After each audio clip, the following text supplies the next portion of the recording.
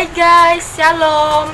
Perkenalkan, kami dari kelompok 2 ingin memaparkan materi kami. Tapi sebelum itu, kami akan perkenalkan diri dulu.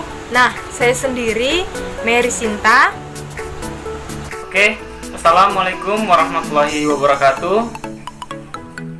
Perkenalkan, nama saya Reza Dwi Saputro Hermanto. Halo teman-teman, perkenalkan nama saya Jessica Selin. Kami dari Universitas Borneo Tarakan, Fakultas Keguruan dan Ilmu Pendidikan, jurusan Pendidikan Guru Sekolah Dasar, Angkatan 2018 Lokal A. Nah, karena kita sudah perkenalan nih, kita akan lanjut ke materi. Oke? Nah, langsung saja. Di sini saya akan memaparkan materi dari kelompok kami. Kelompok kami akan memaparkan 4 pembahasan. Untuk pembahasan yang pertama dan yang kedua, saya yang akan memaparkannya. Sedangkan untuk pembahasan yang ketiga, saudara saya Reza yang akan memaparkannya. Dan untuk pembahasan yang keempat, saudara saya Jessica yang akan membahasnya. Nah, untuk pembahasan yang pertama itu mengenai pengertian menyimak. Nah, di sini materi kami secara teoritis pengertian menyimak dibedakan dengan pengertian mendengarkan. Kadang banyak orang susah membedakan menyimak dengan mendengarkan. Nah, saya akan jelaskan nih. Mendengarkan bersifat reseptif pasif dan terjadi secara alamiah karena seseorang memiliki indera pendengaran. Jadi, mendengar bisa tanpa sengaja dan tanpa tujuan, serta yang didengar bisa bunyi apa saja. Sedangkan untuk menyimak itu adalah kegiatan mendengarkan secara aktif dan kreatif untuk memperoleh informasi, menangkap isi atau pesan yang disampaikan secara lisan. Di sini dapat diartikan menyimak sebagai tujuan pembelajaran yang menjadi aspek penting dari pengembangan bahasa.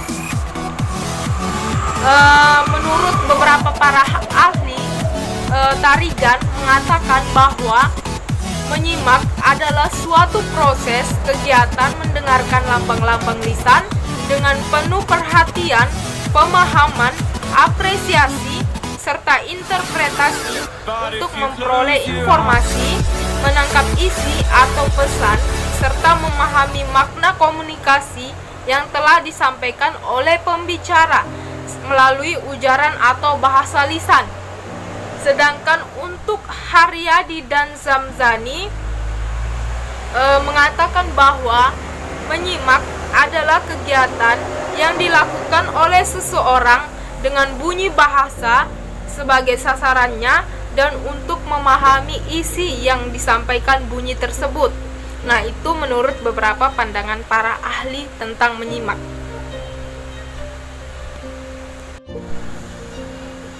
Nah, kita lanjut pada pembahasan kedua, yaitu mengenai tujuan menyimak. Teman-teman pasti sudah pada tahu dong apa itu tujuan menyimak.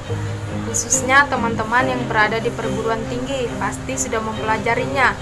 Tetapi saya akan tetap menjelaskan apa sih tujuan menyimak itu. Kegiatan menyimak merupakan kegiatan yang disengaja dan direncanakan untuk mencapai suatu tujuan. Seseorang tidak akan menyimak kalau ia tidak mempunyai maksud tertentu untuk menyimak. Sebaliknya, seorang pembicara pun melakukan kegiatan karena mempunyai tujuan yang diharapkan dari penyimak. Untuk mencapai tujuan tertentu, ada 2 aspek yang perlu diperhatikan. Aspek yang pertama itu ada pemahaman dan tanggapan penyimak terhadap pesan pembicara. Dan aspek yang kedua, pemahaman dan tanggapan penyimak terhadap pesan itu sesuai dengan kehendak pembicara.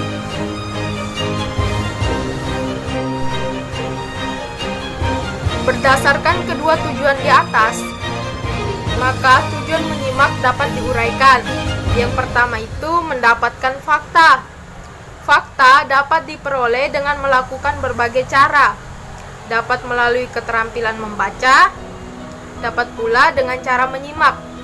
Di negara maju, fakta yang diperoleh melalui kegiatan membaca sudah sangat membudaya di seluruh lapisan masyarakat, baik melalui majalah, koran, dan buku-buku. Untuk uraian yang kedua, yaitu menganalisis fakta. Tujuan lain menyimak adalah menganalisis fakta. Analisis fakta merupakan proses menafsirkan fakta-fakta atau informasi sampai pada tingkat menafsirkan unsur, sebab, akibat yang terkandung dalam fakta-fakta itu. Tujuan ini terlahir karena fakta yang diterima penyimak ingin dipahami maknanya. Oleh karena itu, tujuan menyimak pun menjadi lebih konkret, yaitu dapat menerima fakta-fakta itu melalui analisis. Untuk uraian yang ketiga, yaitu mengevaluasi fakta. Mengevaluasi fakta atau gagasan merupakan tujuan menyimak yang ketiga.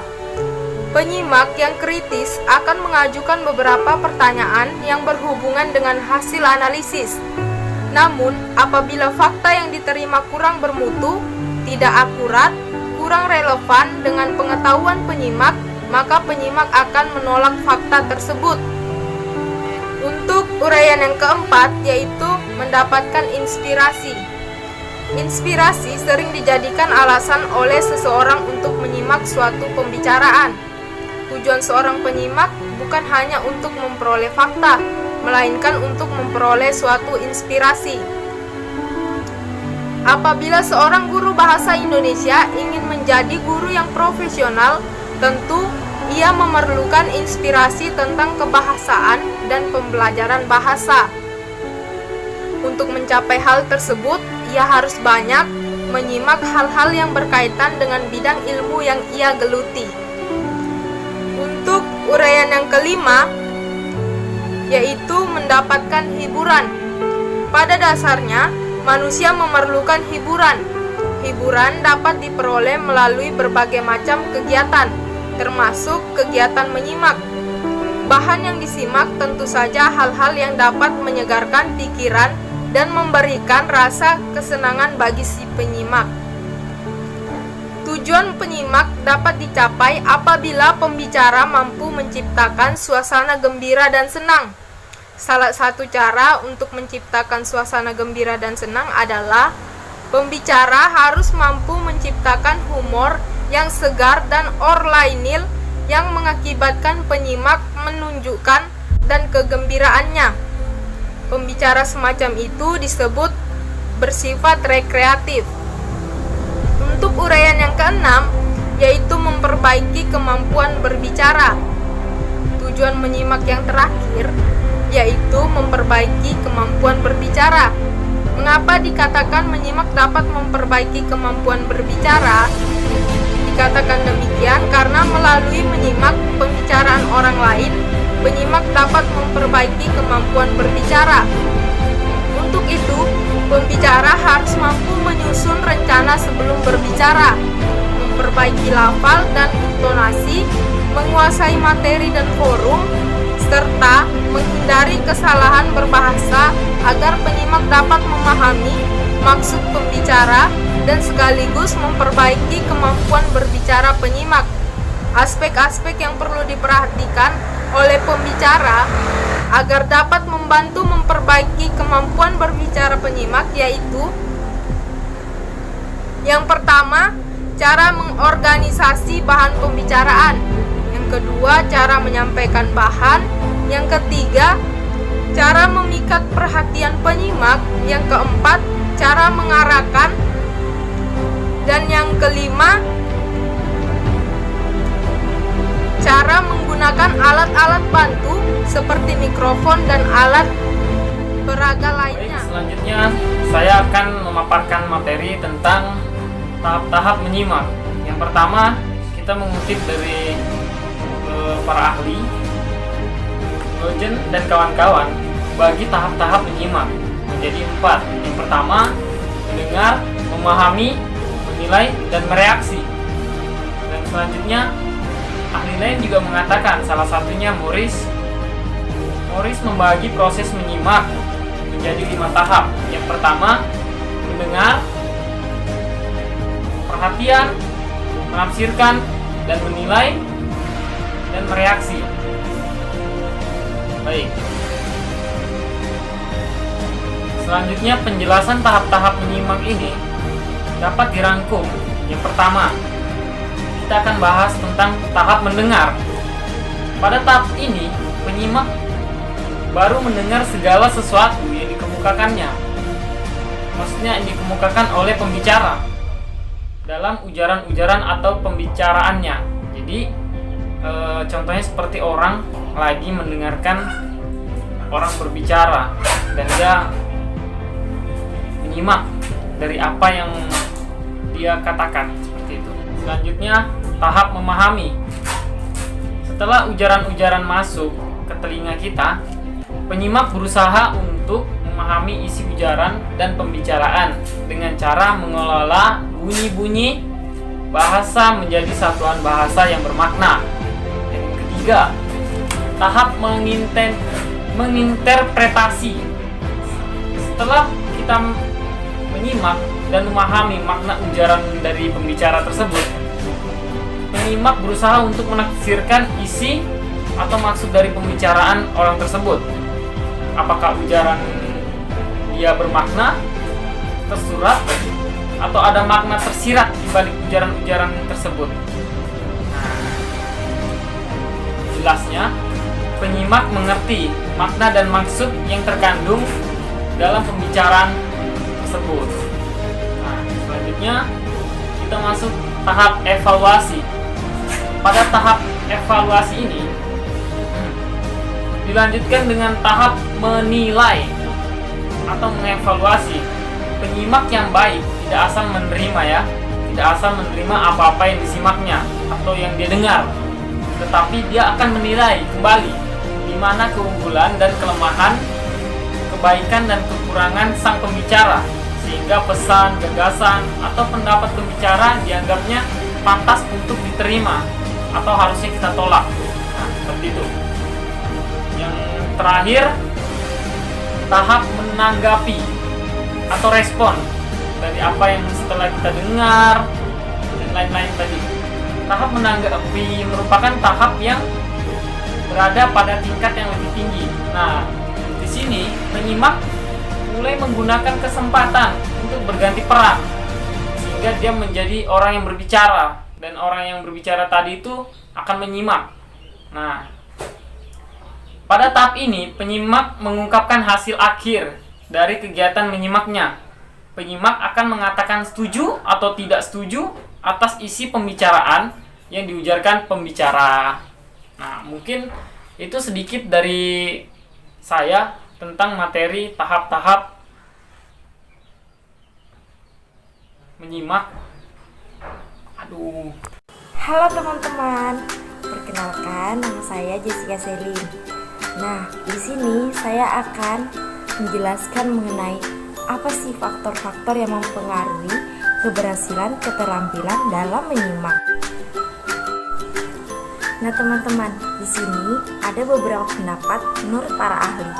Salah satunya menurut Han, yang pertama ada sikap, yang kedua ada motivasi, yang ketiga ada pribadi, yang keempat ada situasi kehidupan, dan yang kelima adalah peranan dalam masyarakat.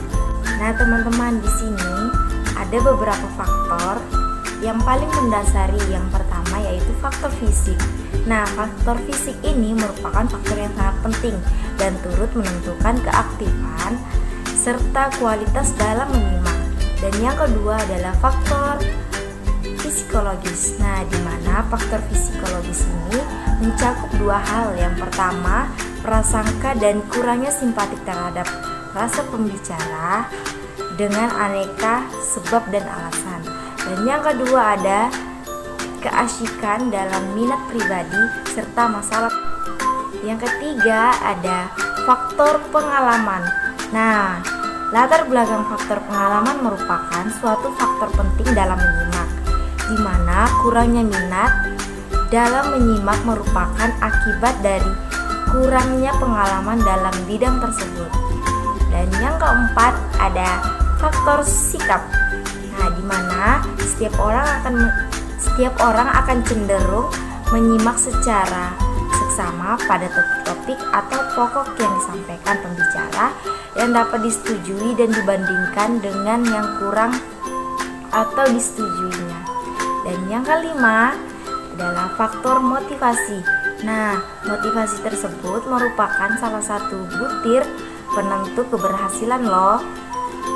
Kalau motivasi kuat untuk mengajarkan sesuatu, maka dapat diharapkan orang ini akan berhasil mencapai kualitas yang diinginkan atau tujuan yang diinginkan. Nah, mungkin itu yang dapat saya sampaikan, kurang dan lebihnya. Baik, mungkin itu beberapa penjelasan dari kelompok kami. Semoga bermanfaat. Wassalamualaikum warahmatullahi wabarakatuh.